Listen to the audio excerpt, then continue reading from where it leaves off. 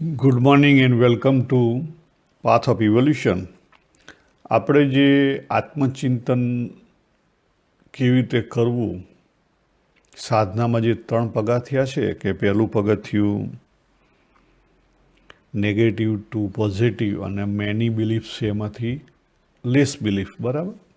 એટલે બિલીફ ડિઝોલ્યુશન એ કેવી રીતે થાય? તો સેલ્ફ ડિસિપ્લિન જેટલી અપનાવીએ એટલું આપણા જીવને બળ મળે. એટલે ત્યાં એવું કહી શકાય કે આપણો જે કરંટ ઈગો છે એને આપણે મજબૂત કરવાનો છે, પણ જે બીજું સ્ટેપ આવે એથી વિરુદ્ધ આવશે, આત્મવિશ્લેષણનું અથવા આત્મચિંતનનું, જ્યાં આપણે ઈગો છોડી દેવાનો.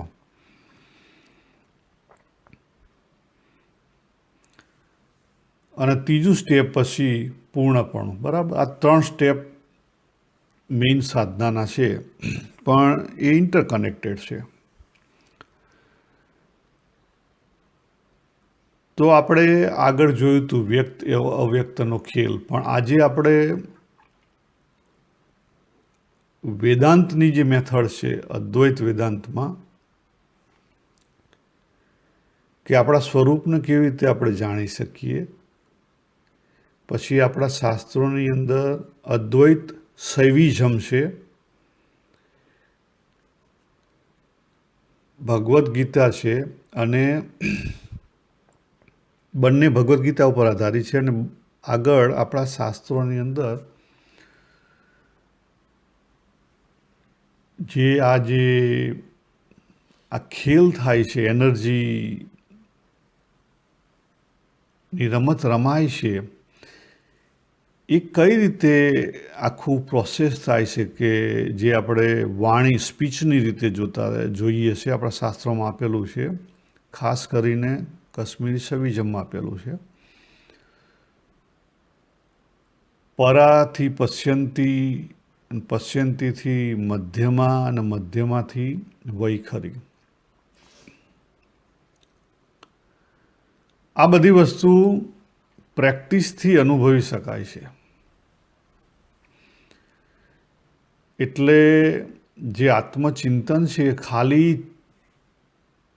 વિચાર નથી કરવાનો, પણ એ રમત રમવાની છે. ભલે એ સમજણની રમત છે, પણ રમત રમવાની છે.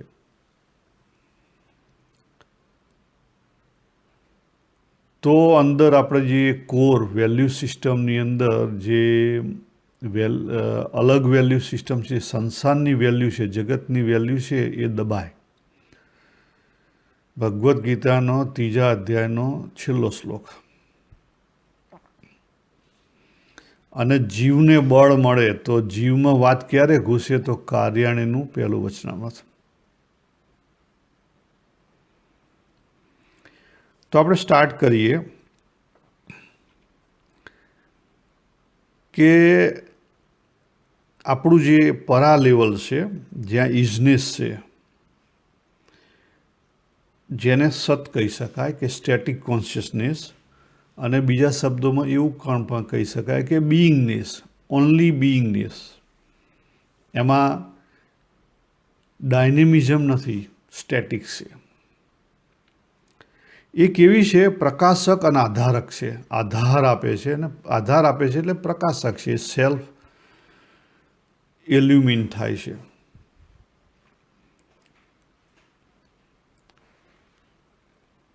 અને આ લેવલે જ્યારે સેલ્ફ ઇલ્યુમિન થાય ત્યારે ભગવાને જે 7મા અધ્યાયના 5મા શ્લોકમાં વાત કરી ને કે પરા પ્રકૃતિને ધારણ કરે. ધાર્ય તે શબ્દ વાપર્યો. પરા પ્રકૃતિને ધારણ કરે. હવે જે પ્રકૃતિ ધારણ કર્યું ને એ અલગ અલગ લેવલે આવે. એ કોસ્મિક લેવલે આવે, કલેક્ટિવ લેવલે આવે, અને આપણા પોતાના સ્વભાવના લેવલે આવે. એટલે પરા જ્યારે પ્રકૃતિને ધારણ કરે. હવે આ આપણે ક્યારે કેવી રીતે ઓળખી શકીએ? તો વહેલી સવારે જ્યારે આપણે ડીપ સ્લીપમાંથી ઉઠીએ ને એ વખતે જો આપણે અવેરનેસ રાખીએ ને તો આપણને ખબર પડશે કે આપણું પરામાંથી જે પશ્યંતી પહોંચ્યા, એટલે પરાએ પ્રકૃતિને ધારણ કરી. આ લેવલ નંબર 2 આવ્યું, બરાબર? ત્યાં શું થાય છે? તો ત્યાં આપણું તાદાત્મ્ય થાય, જે ઇઝનેસ છે એનું તાદાત્મ્ય થાય, અને આઈએમનેસ ઊભી થાય. અને તાદાત્મ્ય પછી આપણા માઇન્ડ સાથે અને પછી બોડી સાથે તાદાત્મ્ય થાય, અને પછી સ્પેસ ટાઈમ કોઝાલિટી કહેતા દેશકાળ વસ્તુ સાથે તાદાત્મ્ય થાય. અને તાદાત્મ્યને લઈ અને ત્યાં જેમ આપણે વચ્ચોવચ્ચ ઊભા હોઈએ અને આજુબાજુ જે કાચનું મંદિર હોય તો આપણી અનેક ઇમેજો દેખાય, એમ આપણે એક ઇમેજ સાથે કનેક્ટ થઈએ છીએ, એક ઇમેજથી બીજી ઇમેજ, ત્રીજી ઇમેજ, બરાબર? એ પ્રોસેસ ચાલુ થાય છે. પછી ઇમેજ દેખાય છે એ પ્રોસેસને શું કહેવાય? મિરરિંગ ઓફ પરા. શું કહેવાય? મિરરિંગ ઓફ પરા. પરા જ્યારે પ્રકૃતિને ધારણ કર્યા પછી પોતાનું સ્વરૂપ, જેને ચિદાભાસ પેલામાં કીધું છે વેદાંતમાં, અને બીજા શબ્દોમાં કહીએ તો બિકમિંગ થયું, અને સવિઝમની રીતે કહીએ તો વિમર્શ પ્રોસેસ થઈ. વિમર્શ એટલે એક રોલ ભજવવા તમે તૈયાર થયા, એટલે તમે બિકમિંગ બન્યા કંઈક. એથી અલગ રીતે જોઈએ વિમર્શનો અર્થ તો ઇંગ્લિશમાં એને એવું કહી શકાય રિફ્લેક્સિવિટી, પણ વિમર્શનો બીજી રીતે કહીએ તો જેમ બીજમાંથી અંકુર ફૂટે,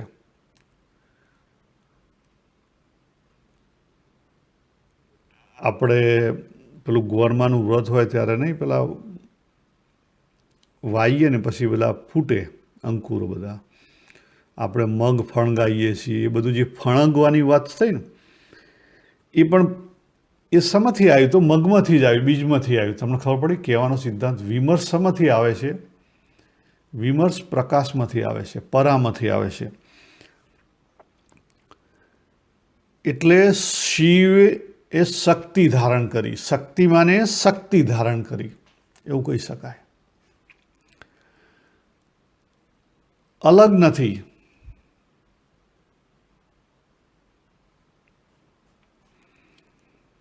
તો આ બીજા નંબરે ઊભું થયું. એટલે બીજા નંબરે પરાને ઈચ્છા થઈ તાદાત્મ્યની. શની ઈચ્છા થઈ? તાદાત્મ્યની. એટલે ત્યાં વિલ પાવરનો ઉપયોગ થયો, ઈચ્છા શક્તિનો ઉપયોગ થયો. એટલે પહેલી શક્તિ ત્યાં ઈચ્છા શક્તિ આવી. લેવલ 1થી પછી આપણે લેવલ 2 એ પશ્ચિમથી આવ્યું. હવે લેવલ 3 એ જઈએ તો ત્યાં મધ્યમાં લેવલ. મધ્યમાં લેવલે જે પરાએ જે પ્રકૃતિને ધારણ કરી છે અને જેની સાથે તાદાત્મ્ય કર્યું, એ બિકમિંગ એ પોતાની જાતને અલગ કરી દેશે કે ના, હું તારાથી અલગ છું, અથવા મેં આ મની પ્લાન્ટ જોયો, બરાબર? એટલે મની પ્લાન્ટ એ મારાથી અલગ છે, પણ એ મની પ્લાન્ટ છે. જ્ઞાન આવ્યું એટલે 3 વસ્તુ થઈ: નોવર, નોલેજ અને નોન. આ ત્રણેય અલગ થઈ, પણ ક્યાં થઈ? માઇન્ડની અંદર, માઇન્ડની અંદર. હજી બહાર નીકળ્યું નથી, હજી બહાર નીકળ્યું નથી. એટલે એવું કહી શકાય કે ત્યાં અહમ અને ઇદમ બેનું સ્વરૂપ આવ્યું. ઇદમ આઈડેન્ટિફાય થયું.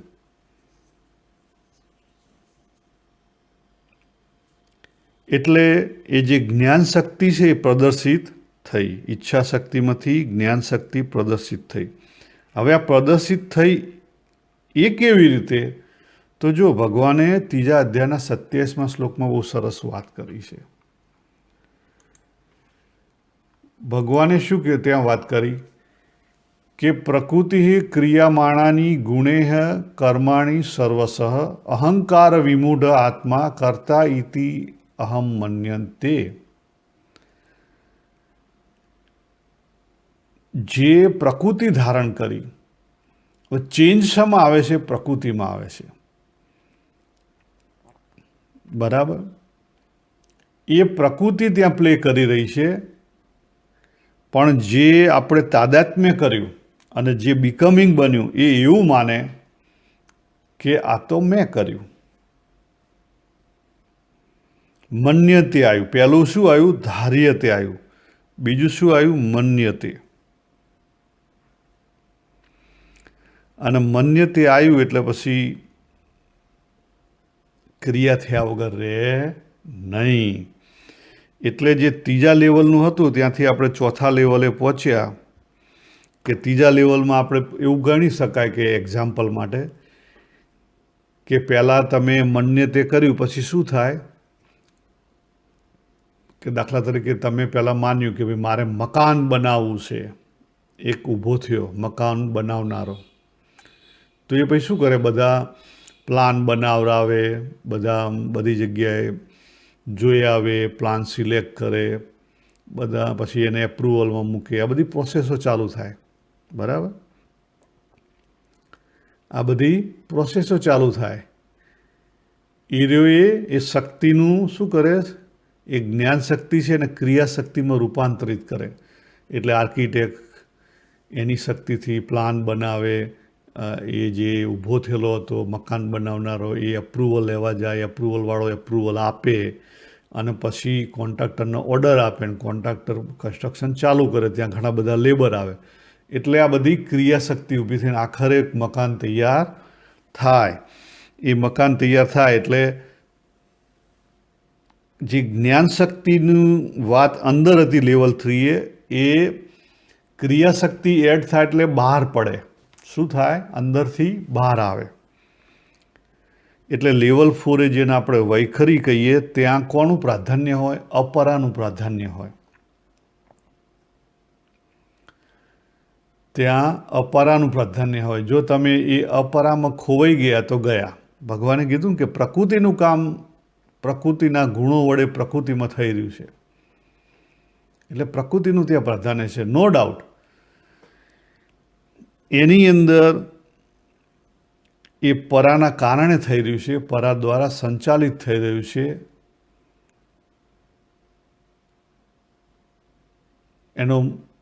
એનો મૂળ પ્રકાશક પરા છે, પણ થઈ રહ્યું છે પ્રકૃતિમાં. કારણ કે ચેન્જ શેમાં આવે છે? પ્રકૃતિમાં આવે છે. પરામાં ચેન્જ નથી. પરા ચેન્જલેસ છે.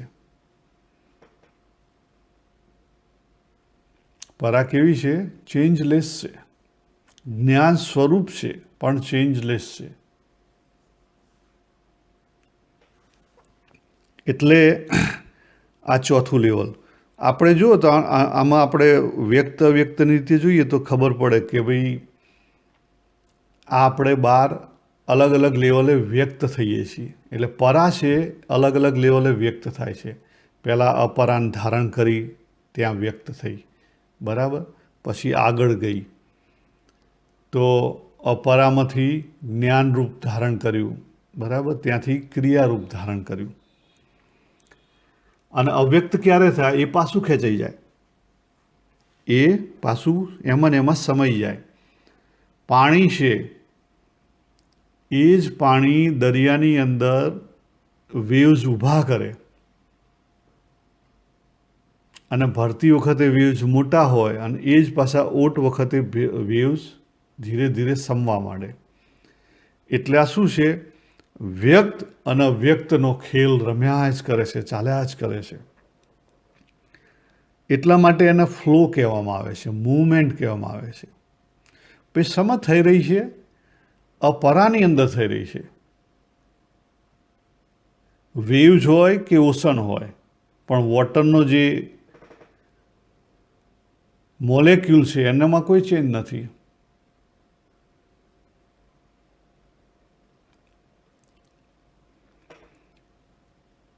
તો આજે વ્યક્ત અવ્યક્ત આપણે જોઈએ તો આપણે જ્યારે અલગ અલગ રોલ ભજવીએ ત્યારે આપણે અલગ અલગ બનીએ છીએ. બરાબર. એટલે જ્યારે ઊંઘમાંથી ઉઠ્યા ત્યારે જાગ્રત પુરુષ જાગ્રત થયો. બરાબર. તો જે સુષુપ્તિમાં જે સુષુપ્તિ પુરુષ હતો એ ક્યાં ગયો? ક્યાંય નહીં, અવ્યક્ત થઈ ગયો. પછી જાગ્યા પછી હવે થોડો ટાઈમ થશે એટલે ચા પીનારો ઊભો થશે. તો અત્યારે ક્યાં છે? અત્યારે સાયલન્ટ છે, અવ્યક્ત છે. એ જ રીતે આપણે જે બધા જે આપણા પોતાના રોલો ભજવીએ છીએ, આવવા જવાવાળા, બરાબર, પિતા, પુત્ર, પતિ, ઓફિસર, ગુસ્સાવાળો, ઈર્ષાવાળો, જે બધા રોલ આપણે જે ઊભા થાય છે, લેવલ 3 ઉપર ઊભા થાય છે અને પછી એની ક્રિયામાં પરિવર્તિત થાય છે, બરાબર. તો લેવલ 3 જે બધા ઊભા થાય છે, અલગ અલગ બિકમિંગ, એ કેવા છે? તો એની વાત ભગવાને કરી છે. યસ, બીજા અધ્યાય જ્યારે સ્થિતપ્રજ્ઞની વ્યાખ્યા પૂછીને અર્જુનજી બીજા અધ્યાયમાં, ત્યારે ભગવાને વાત કરી 55મા શ્લોકમાં કે પ્રજહતિ યદા કામાન સર્વાન પાર્થ મનોગતાન આત્મને આત્મના તુષ્ટ સ્થિત પ્રજ્ઞશ્ચ ઉચ્ચતે. શું કીધું વાત? કે આ મનોગતાન શબ્દ અહીંયા અગત્યનો છે. કે આજે તાદાત્મ્ય થાય છે કેવું છે? મનોગતાન છે, કાયમી નથી. મનમાં આવવા જવાવાળા જે વિચારો છે કાયમી નથી. એ તમે એને વાસના કહો કે તમે એને કામના કહો, જે કહેવું કે ડિઝાયર કહો, એ બધી કેવી છે? આવવા જવાવાળી છે. કેમ? ગુણોને લઈને એમાં પરિવર્તન થયા જ કરે છે. તો શું કરવું? ત્યાં ભગવાને કીધું ને, પ્રજહાતિ યદા કામાન.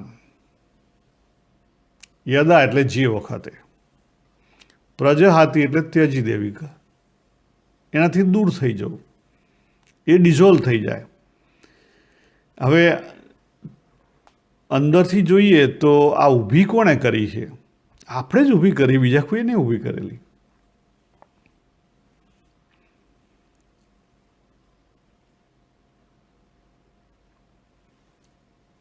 તો પછી તમે આગળ કામ કરી શકો, નહીં તો કામ થાય નહીં. એટલે પહેલી વસ્તુ,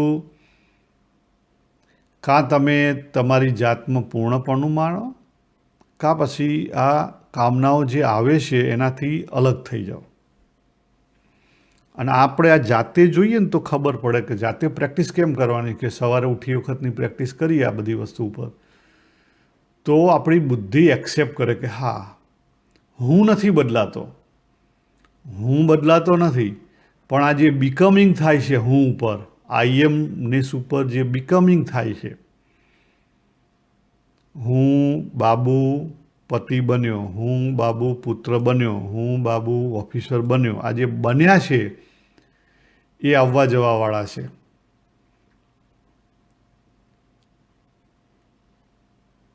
તો આનું ચિંતન થાય, આની એનાલિસિસ થાય, બરાબર, આનું સેલ્ફ ક્વેશ્ચનિંગ થાય, તો જે પ્રોસેસ જે ભગવાને બતાવી કાર્યાણી પહેલાંમાં, કે આ રિયલ એક્સપિરિયન્સ બેઝ ઉપર તમે પ્રોસેસ કરો ને તો એમાં તમારી આપણી બુદ્ધિ કે મન છે ને એ ના પાડી શકે. કારણ કે આ આપણો એક્સપિરિયન્સ છે. હવે આને ઘૂંટીએ તો એ પછી શું જતો રહે? આપણા સબકોન્શિયસ માઇન્ડમાં ફિટ થઈ જાય, આપણી વર્તણૂકમાં ફિટ થઈ જાય, આપણા સ્વભાવમાં ફિટ થઈ જાય. એટલે આપણું કોન્શિયસ માઇન્ડ લિમિટેડ ચાલે છે, સબકોન્શિયસ માઇન્ડ વધારે ચાલે છે. પણ સબકોન્શિયસ માઇન્ડને જો તમે પ્યોરિફાય કરો આ રીતે, તમે બિલીફો ચેન્જ કરીને, આ બિલીફ ચેન્જ કરવાનો આ એક માર્ગ છે. આપણો પોઈન્ટ 4 જોઈ રહ્યા છીએ, બરાબર. એટલે જો સીધું તમે કહેવા જશો ને કે અહમ બ્રહ્માસ્મિ, ખોટું પડશે. કોઈ પછી કે હું આત્મા છું, એ ખોટું પડશે. કેમ? બુદ્ધિ અને મનમાં જ્ઞાન છે કે ભાઈ હું તો આ બોડી છું. કોન્ટ્રાડિક્ટરી બિલીફ થઈને રહેશે, એ વર્ક નહીં થાય. તમે ચેક કરો, બધી ભગવાનની લીલા છે, એ પણ વાક્ય સાચું છે, પણ વર્ક નહીં થાય. સર્વમ ખલવિદમ બ્રહ્મન, વર્કઆઉટ નહીં થાય. કેમ? કારણ કે આપણી અંદર અલગ જ્ઞાન પડેલું છે. જ્યાં સુધી આ બધું જ્ઞાન એક જ લાઇનમાં ના થાય ત્યાં સુધી એવું કામ નહીં કરે. એટલે આપણે પોતે સ્વભાવ સ્વરૂપે પૂર્ણ છીએ, પણ આપણે જે અપૂર્ણતા ધારણ કરી છે એને લઈને પ્રોબ્લેમ છે. બરાબર? એટલે હવે થોડુંક અલગ જોવું કે આપણા બધા પ્રશ્નોનું મૂળ એટલે પ્લેઝર, પેઇન, સફરિંગ એ બધાનું મૂળ કોણ છે? તો આપણી પર્સનાલિટી છે. આપણે જે બધી ઇમેજ ઊભી કરીને પેલી વાત કરી કે લેવલ 2 જે બધી ઇમેજો ઊભી થાય છે, વિમર્શ એ છે. પણ એનું મૂળ કોણ છે? ખાલી ઈચ્છાથી એટલું નથી, પણ પછી જ્ઞાન થાય અને ક્રિયા થાય છે. એટલે કામના, મમતા અને અહંતા ત્યાંથી જન્મે છે. અને જે સિમ્પલ રીતે આપણે જોઈએ ને કે લો ઓફ કર્માને સમજવું હોય ને તો અહીંયા સમજાય. જો કર્મ કેવી રીતે ઊભું થાય સમજો તો સમજાઈ જાય. લો ઓફ કર્મા કે આપણે તાદાત્મ્ય કર્યું અને તાદાત્મ્ય કર્યું અને આપણને જ ચિદાભાસ થયો કે આપણે બિકમિંગ બન્યા. બરાબર? લેવલ 2 ધાર્ય તે ત્યાં પ્રોબ્લેમ નથી, પણ મન્ય તેમાં પ્રોબ્લેમ આવ્યો. માન્યું, બિલીફ કરી કે હું બાબુ છું તો આ બીજા બધા મારાથી અલગ છે. એટલે આપણે જાતે કેવા થઈ ગયા? ઇનકમ્પ્લીટ થઈ ગયા, નાના થઈ ગયા, ફિનિટ થઈ ગયા. ઇન્ફિનિટ હતા એમાંથી ફિનિટ થઈ ગયા. બીજા પદાર્થોને અન્ય માન્યા. અને હંમેશા આપણને ઈચ્છા કોની થાય? બીજા પદાર્થોની. પોતાની કદી ઈચ્છા નહીં હોતી. જો તમે જાતે ચેક કરો. આપણે જાતે પ્રેક્ટિસ કરવાનું છે. રિયલ પ્રેક્ટિસનું હું તમને એક્ઝામ્પલ આપું છું.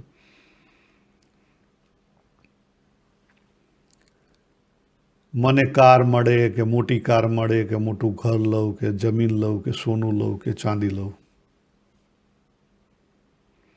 કેમ પણ ઈચ્છા થઈ? કારણ કે આપણે માન્યું છે કે એ મારા સુખનું કારણ છે. મોટું ઘર આવશે તો મને વધારે સુખ મળશે. ભલે બહારથી નહીં માન્યું, પણ અંદર તો એવી ડિઝાયર છે. ત્યારે તો લઈએ છીએ, ત્યારે તો કરીએ છીએ. સુખ મળશે, ગમે તે રીતે સુખ મળે, લોકો વાહ વાહ કરે, ગમે તે રીતે. એમ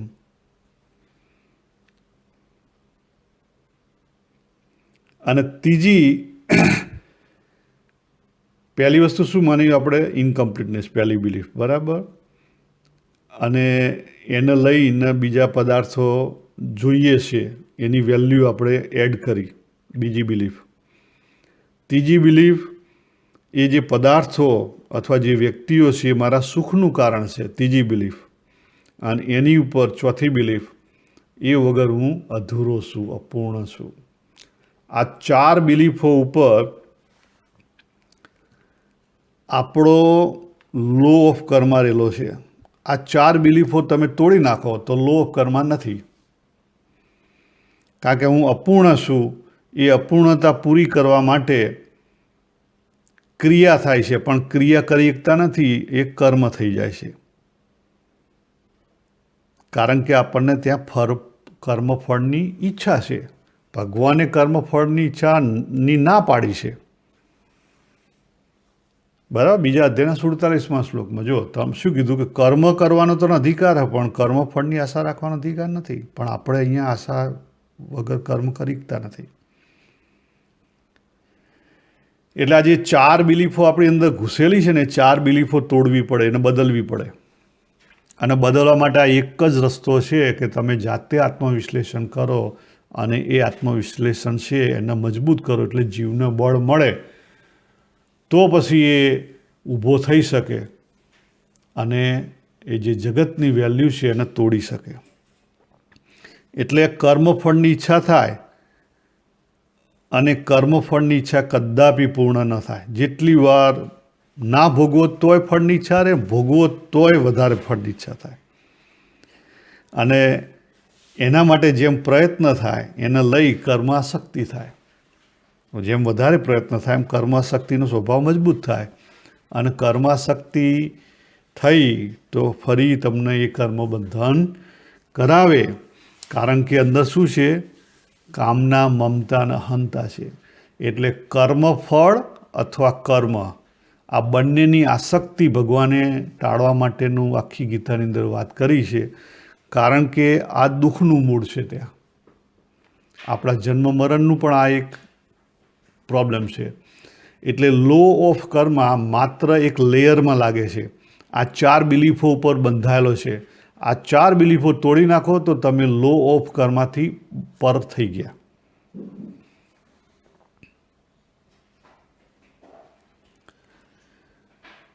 તો જે ભગવાને બીજા અધ્યાયના 55મા શ્લોકમાં વાત કરી કે કામનાઓ દૂર કરવી છે, પણ કેવી રીતે થાય? તો આત્મને આત્મના તુષ્ટ, તમારે સંતોષ રાખવો પડે. સંતોષ શરૂઆત કરો તો પછી પૂર્ણપણું ને કૃતાર્થપણું આવે. પહેલાં ના આવે. પહેલો સંતોષ આવે. સંતોષ 2 લેવલે આવે. સંતોષમાં ઉપેક્ષા નથી કરવાની. વૈરાગ્ય ઉપેક્ષારૂપ નથી લાવવાનું, જ્ઞાનરૂપ વૈરાગ્ય લાવવાનો છે. તો પહેલો સંતોષ છે અંતઃકરણનો ગુણ છે. અંતઃકરણનો ગુણ જ્ઞાનથી આવે, સમજણથી આવે. અને બીજો છે સંતોષ, એ આપણા આત્માનું સ્વરૂપ છે. કારણ કે એને કોઈ બીજાની જરૂર જ નથી.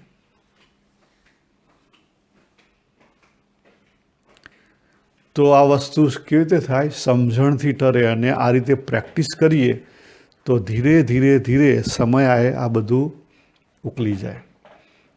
તો આપણે આજે આત્મવિશ્લેષણનો ચોથો પોઈન્ટ જોયો. રિયલ પ્રેક્ટિસ કેવી રીતે કરી શકાય? સવારે વહેલા ઉઠી અને આ રીતે ધીરે ધીરે અભ્યાસ કરીએ તો આમાંથી આપણા જીવની અંદર જે કોર વેલ્યુ સિસ્ટમ છે બદલાય. અને એ બદલાય તો પછી ધીરે ધીરે આખું લાઈફ બદલાશે. ભગવાને જે 16મા અધ્યાયના 5મા શ્લોકમાં વાત કરી કે તમે સતનો આધાર લેશો તો તમારું આખું જે પાથ છે આખો બદલાઈ જશે. તો અહીંયા આપણે આ પૂરું કરીએ. શ્રી સ્વામિનારાયણ ભગવાનની